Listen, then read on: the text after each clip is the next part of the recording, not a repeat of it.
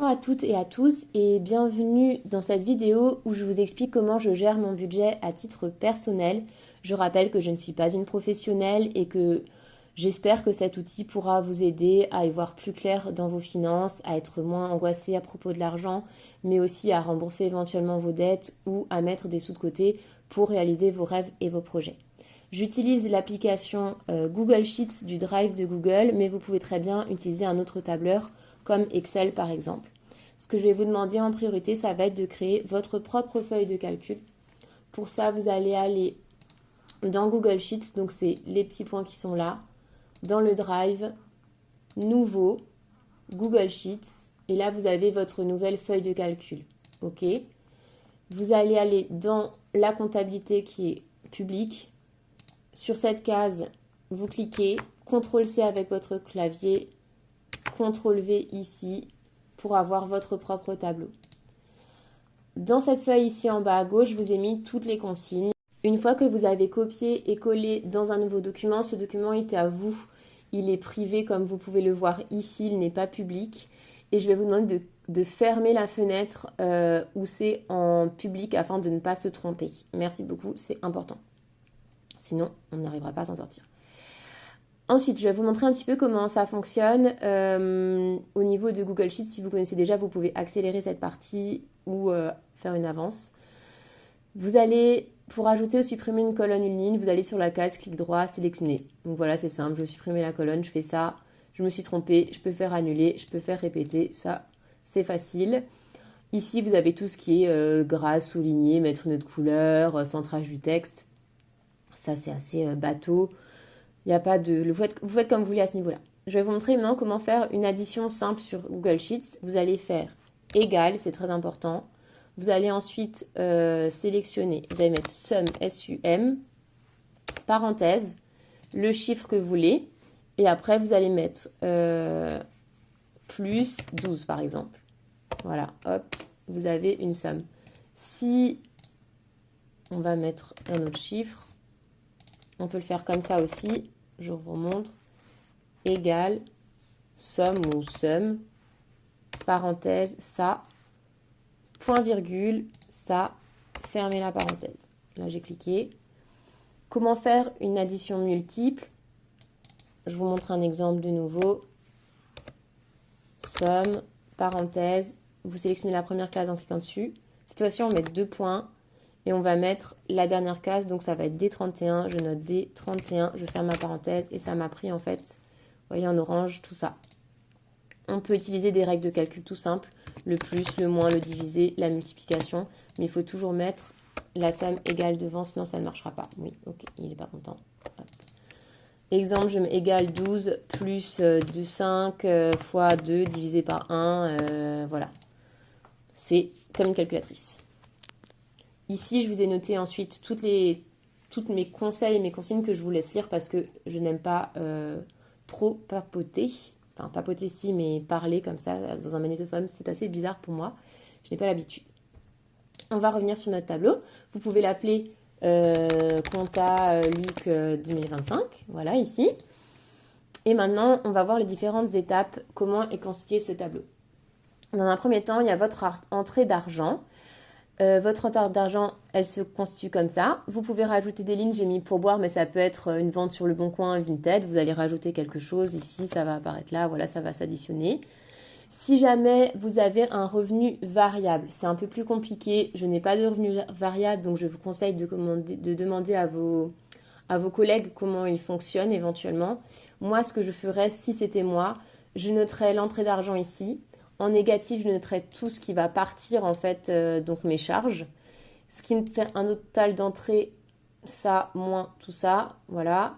Et je me verserai un salaire fixe tous les mois afin de m'en sortir et voir plus clair. Et la différence, je la mettrai sur une ligne d'économie qui est ici. Donc ça, moins ça fait ça. Voilà. Les économies, j'ai tendance à les mettre plutôt en début du mois parce que en fin du mois, eh ben, elles ont déjà disparu, je les ai dépensées. Après, tout le monde n'a pas la même personnalité. Pour les économies, toujours, comme on est dans les économies, je vous ai mis ici des économies, donc ça va être les économies du mois précédent plus celles de ce mois-ci. À la fin de l'année, on peut espérer par exemple avoir 1000 euros de côté que vous pouvez utiliser pour faire une épargne de précaution ou pour partir en vacances. Ça, encore une fois, vous faites comme vous voulez. Dans la deuxième partie, ici, je note tous les revenus fixes, entre guillemets, obligatoires pour survivre. Ça va être mon loyer. Là, je suis partie sur le loyer d'un 40 mètres carrés avec des charges. Les impôts, moi, ce que je vous conseille, tout ce qui est mensualisable et payable à l'avance que vous pouvez directement enlever de votre compte, mensualisez-le. C'est-à-dire les impôts, l'électricité, Internet. Là, j'ai mis des choses à type d'exemple. Vous mettez bien ce que vous voulez, encore une fois. Les frais bancaires, là, j'ai mis 0 parce qu'on peut imaginer que vous avez une banque en ligne. À ce compte-là, vous mettez 0. Si vous n'avez pas une banque en ligne, vous mettez les frais bancaires. Tout ça, vous mettez comme c'est d'habituel. Là, je suis partie sur une simulation où la personne a une voiture. Là, je suis partie sur une simulation où la personne n'a pas de voiture et prend le bus. Netflix, le streaming, les abonnements, vous mettez... Je l'ai mis ici dans ce qui est obligatoire, mais en fait, c'est un loisir. C'est juste parce que c'est fixe, donc je l'ai noté là. Mais en vrai, vous pouvez le noter plus bas. C'est pas un problème. L'essence, c'est un revenu qui va être... c'est une entrée qui va être... plutôt une sortie, pardon, qui va être variable. Par exemple, vous pouvez très bien faire un plein à 86 € et ensuite devoir ajouter un petit peu. Voilà, je vais le noter comme ça. Les courses, pareil, ça va être variable. Et l'alimentation des animaux ou des enfants ou les frais scolaires, ça, pareil, vous pouvez rajouter une ligne comme ceci. Ou frais de judo ou de football, licence de foot, tout ça, vous les rajoutez. Des fois, ça va être que en septembre. Septembre, il est là. Voilà, ça, c'est à vous de faire. C'est à vous de faire en fonction de votre vie personnelle. Ici, on va avoir la somme de tout ce qu'on a dépensé de façon obligatoire pour survivre. Et normalement, ici, en troisième partie du tableau, je vais mettre tout ce qui est plutôt loisir. Ça peut être l'assurance du vétérinaire, ça peut être l'abonnement à la salle de sport, ça peut être la différence que la mutuelle vous a pas remboursée quand vous êtes allé chez le médecin, ça peut être un resto, ça peut être tout et n'importe quoi, vous rajoutez ce que vous voulez, vous mettez plus, vous mettez moins, ça c'est à vous de gérer encore une fois. Le négatif, les dettes, on les note aussi, ça fait partie du budget. Ici, vous allez avoir tout ce que vous avez dépensé dans le mois, donc c'est-à-dire ce qui est fixe et ce qui est loisir. Ce qui vous reste normalement, c'est la somme entre ce que vous avez gagné et ce que vous avez dépensé. Ici, on se rend compte qu'on est bien dans le positif. Ça arrive qu'on soit dans le négatif, donc on le note ici et on fera un peu plus attention à nos sorties, à nos loisirs le mois suivant. Ensuite, je note, donc mes économies, c'était là. Ce qui va se passer maintenant, si là, vous êtes tout le temps dans le positif, ben, tant mieux, vous pouvez arrêter là.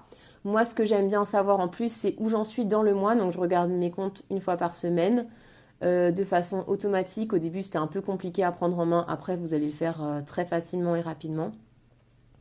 Je note dans solde actuel, c'est ce qu'il y a sur mon compte actuel.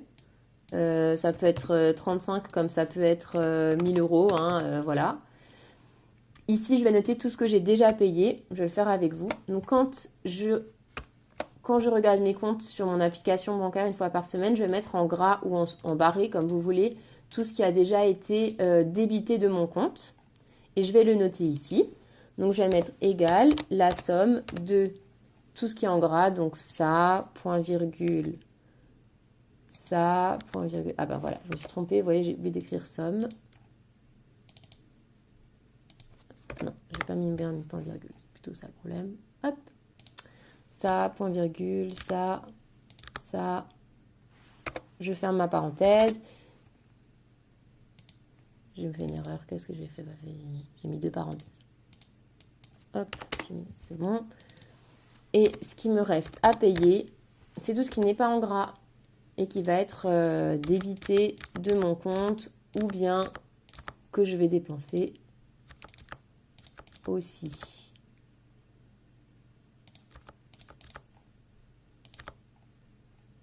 Voilà, hop. Si on est en début de mois et que il me reste 1500 € sur mon compte et que j'ai encore ça à payer, je me dis bon ben c'est cool, tout va bien. Par contre, s'il me reste plus que ça sur mon compte, je me dis, oups, là, il y a un problème, je vis au-dessus de mes moyens, que je puis faire pour soit dépenser moins, soit gagner plus d'argent. Je sais qu'on aimerait tous gagner plus d'argent. Là-dessus, je n'ai pas de solution à vous apporter. C'est un outil de gestion de budget. Bon courage.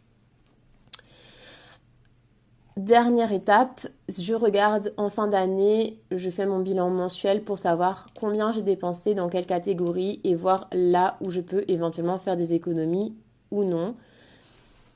Je pense que c'était assez clair. J'ai essayé de faire au plus rapide et au plus simple possible. Si jamais vous avez des questions, n'hésitez pas à me les poser. Je pense à une question qu'on m'avait posée. Une de mes copines m'avait demandé comment est-ce que je fais pour gérer ma partie loisirs et sorties. Ce que je fais en général, c'est que je me donne une fourchette environ. Je me dis, je vais dépenser ce mois-ci, 100 € ou 150 €. Si je sais que j'ai un concert, par exemple, qui va tomber le milieu de mois, je ne vais pas faire de resto en début de mois. Ou alors, je vais proposer à mes amis des activités qui sont gratuites. Ou alors, je vais pas prendre de dessert lorsque je vais au restaurant. Enfin, je vais faire en fonction de mon budget. Je vais aller moins souvent, ou je vais sortir moins souvent, ou je vais peut-être dépenser moins en shopping. Ou voilà, ça chacun fait comme il peut. Merci à tous et à toutes d'avoir suivi et écouté ce tuto en entier. Je vous souhaite un bon courage et une bonne journée. Bisous bisous.